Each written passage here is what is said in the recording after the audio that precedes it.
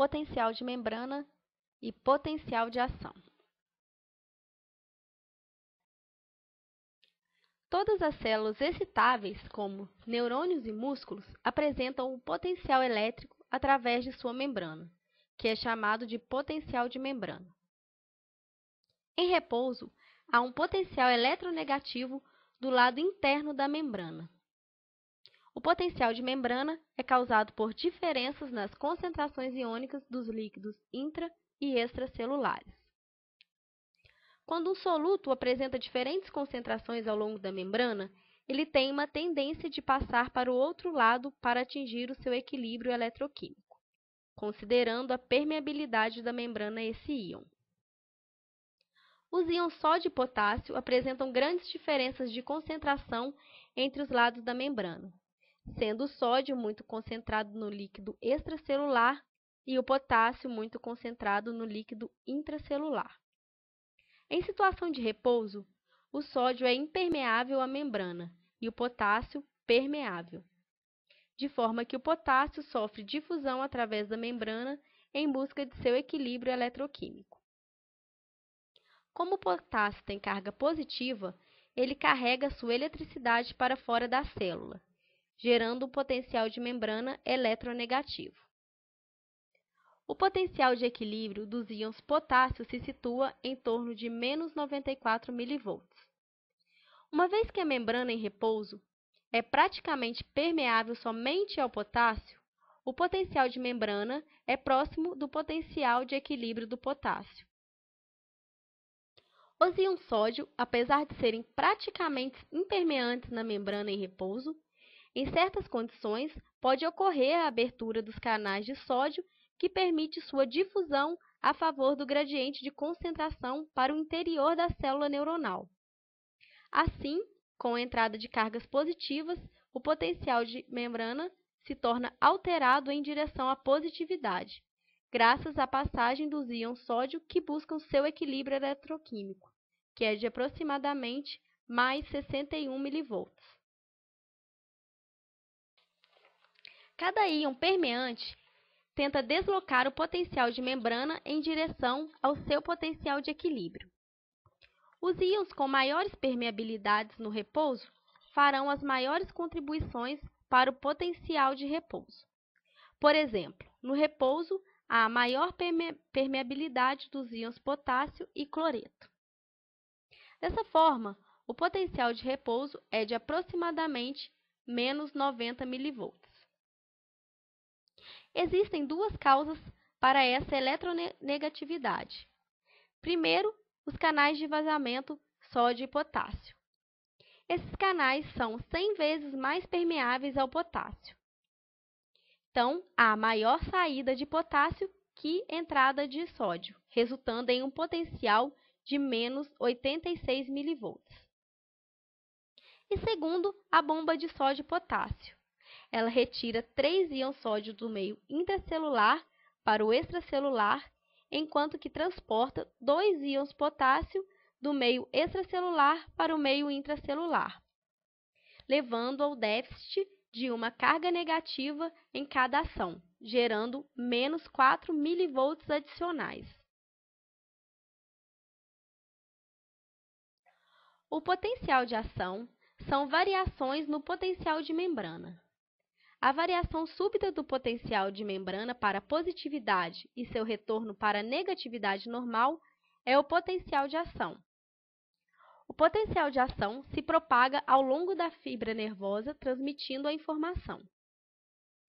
Os potenciais de ação podem ser produzidos em fibras nervosas por qualquer fator que aumente bruscamente a permeabilidade da membrana aos íons cátions, por exemplo, os íons sódio.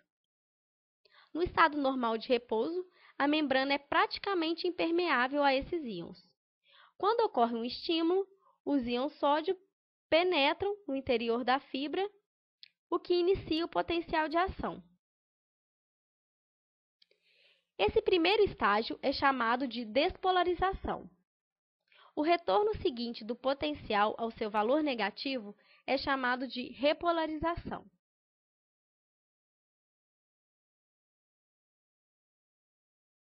Os gráficos a seguir mostram as fases do estímulo limiar e do limiar de excitabilidade. O gráfico acima mostra as variações de voltagem da membrana e o gráfico abaixo as variações de permeabilidade dos íons em cada fase. O número 1 mostra o potencial de membrana em repouso. O 2, o estímulo para despolarização. Número 3 e 4. O sódio entra na célula levando o potencial de membrana à positividade. O 5, os canais de sódio fecham-se e os de potássio mais lentos se abrem. O número 6, o potássio move da célula para o fluido extracelular. No 7, os canais de potássio permanecem abertos e o potássio deixa o interior da célula hiperpolarizando-a. E no número 8 e 9, os canais de potássio voltagem dependentes fecham-se e a célula retorna à permeabilidade iônica de repouso e ao potencial de membrana em repouso.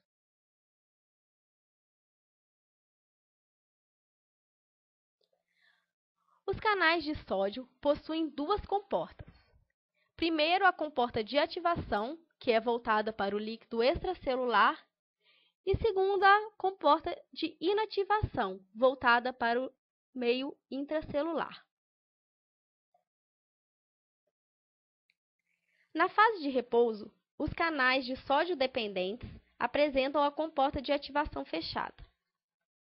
Quando ocorre um estímulo, ocorre a entrada inicial de sódio, que eleva ligeiramente o potencial de membrana em direção ao limiar de excitabilidade, causando a abertura da comporta de ativação, elevando enormemente a permeabilidade ao sódio, causando sua despolarização.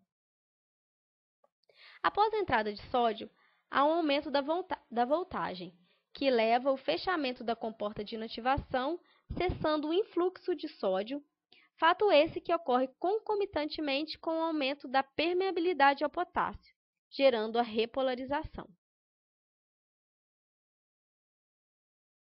Os canais de potássio voltagem dependentes apresentam apenas uma comporta. No repouso, a comporta se encontra fechada.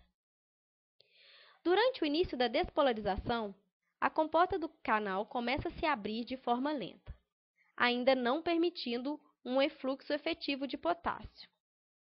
Já ao final da despolarização, ou seja, no pico de voltagem, a comporta se abre totalmente e o efluxo de potássio se torna mais efetivo que o influxo de sódio, uma vez que os canais de sódio voltagem dependentes estão inativos.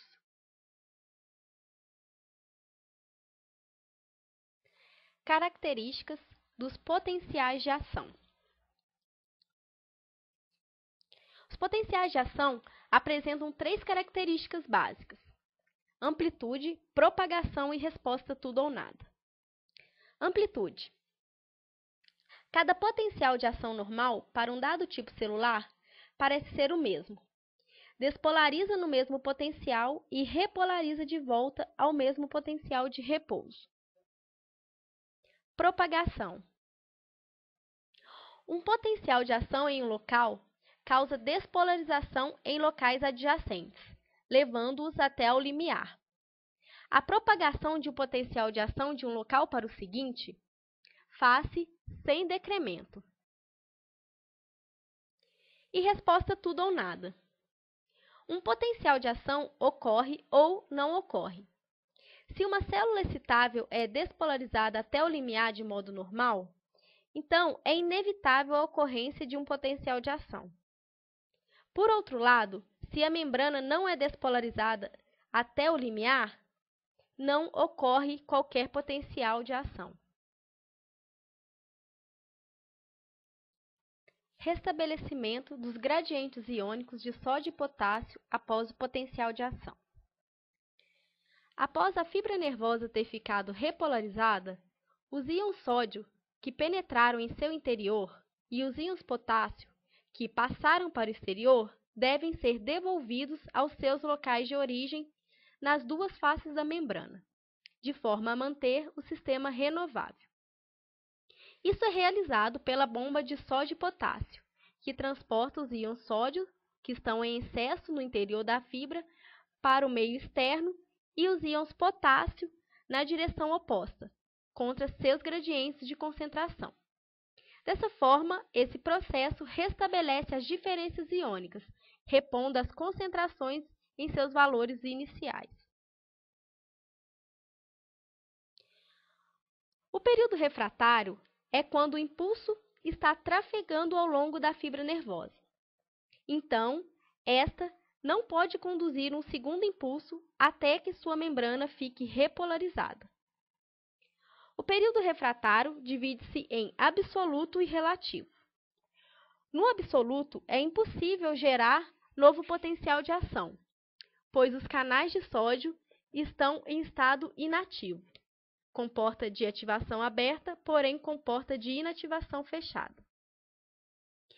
No período relativo, alguns desses canais já estão de volta ao repouso ativável, com porta de ativação fechada e com porta de inativação aberta.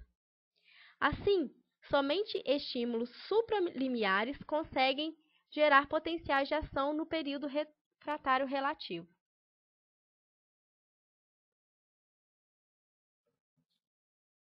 Alguns tipos de células excitáveis, como as células miocárdicas, apresentam um tipo especial de potencial de ação com platô. A causa do platô é dependente da ação combinada dos canais de sódio voltagem dependentes usuais e dos canais de cálcio voltagem dependentes lentos. Dessa forma, a despolarização ocorre de forma semelhante às outras células excitáveis. A diferença está na entrada dos íons cálcio. O início da repolarização é causado pelo fechamento dos canais de sódio voltagem dependentes e, posteriormente, o platô é causado pelos canais de cálcio ou canais de sódio-cálcio lentos. Finalmente, quando esses se fecham, o efluxo de potássio supera o influxo de sódio e cálcio, causando a repolarização.